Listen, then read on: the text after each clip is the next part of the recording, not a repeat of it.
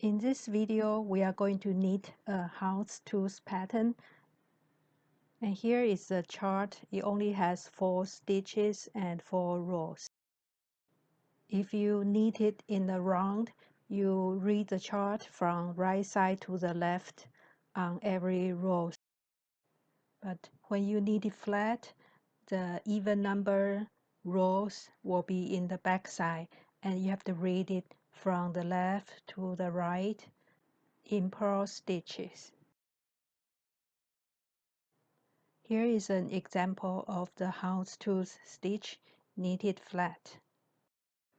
I'm going to show you how I knit it in the round because it's easier. Every stitch is from the outside, so you just read from the right side to the left.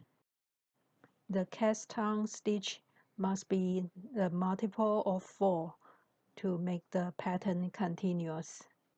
I have 40 stitches here just for an example, and use a background color and knit a few rows before we start the color knitting. After the cast on row, I join it and knit in a round. You can also use ribbing instead of plain knitting for the first few rounds.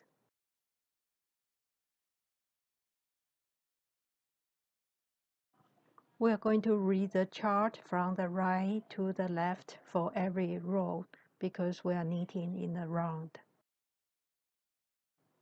The first stitch is the background color, so I knit it as usual. And we add the second color in the second stitch.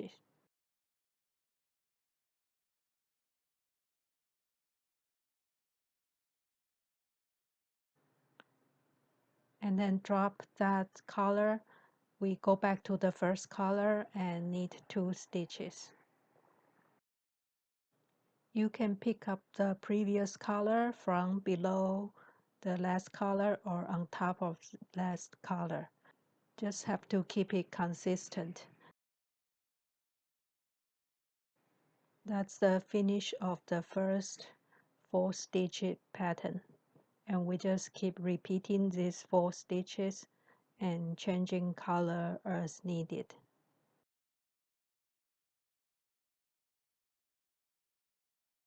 The easiest way to change color is just to drop the yarn and pick up the new color. But if you want to knit faster and have more control, we have different ways to hold the yarns.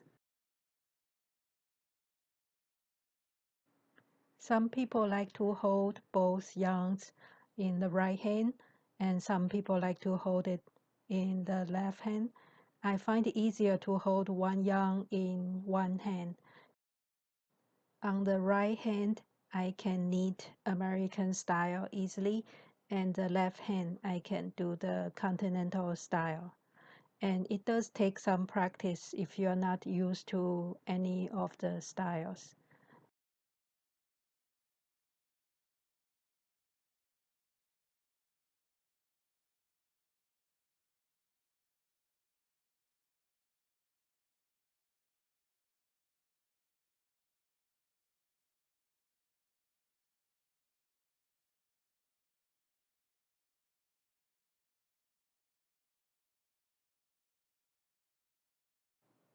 That's what it looks like after the first row.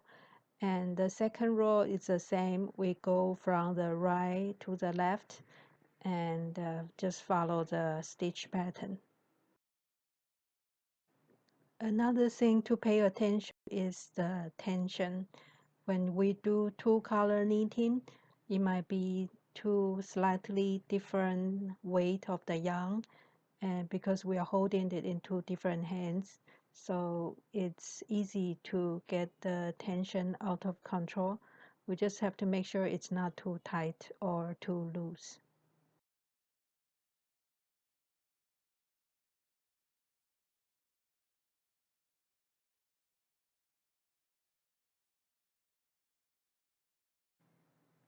We will continue knitting the third row the same way and read the chart from the right to the left.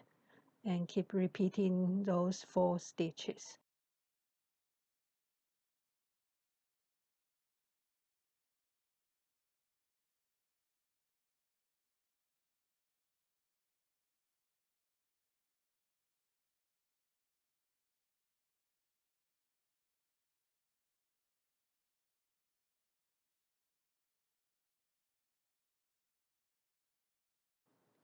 The row 4 is knitted the same way. We read the chart from right to the left and change color as needed. For this pattern, the maximum float in the back is 3 stitches, so it's not very far, so we don't have to worry too much.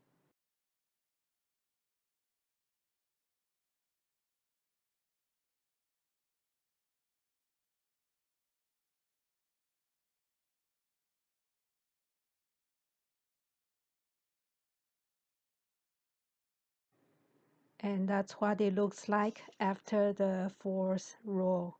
So we finished 1 pattern repeat, and we can continue doing the same repeat from row 1, 2, 3, 4 again for as long as you like.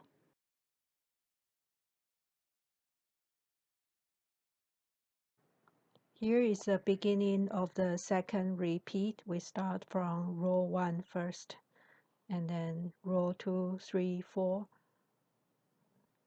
until the length you like.